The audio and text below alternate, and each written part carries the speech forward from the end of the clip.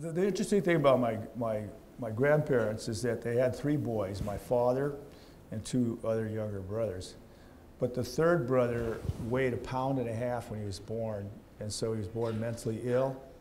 So my grandmother, being as old-fashioned as she was, she just said, I'm going to take care of this sickly child.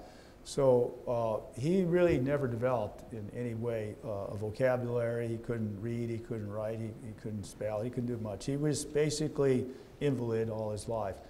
And so he and I shared the same room, which is why I say, if I get a little off-center with some of my thinking, I probably got it from my uncle, because he and I spend a lot of time together. And when you see someone that is totally incapacitated, and then you have a stoic patrician grandmother that refuses to give up that child, you learn through example what they're willing to do for the sake of their own dignity, and then what you have to learn about what someone else doesn't have that you have. I could see, I could hear, I could talk, I could think, I could read, I could write, I could create, I could do everything. But this uncle of mine couldn't do a darn thing.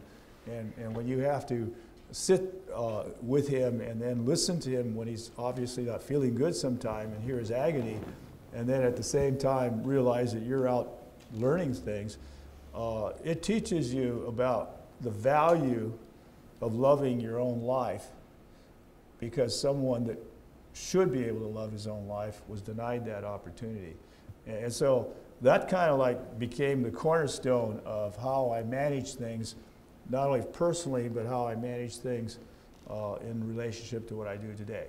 That life is a challenge, it's fragile, it's not something that's any one of us should take for granted, that we should thank the Lord, especially if you're a USC student, because that means you're doing well.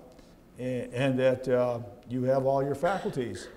And I have this very big belief that when you learn to love your own life, you're going to do some amazing things.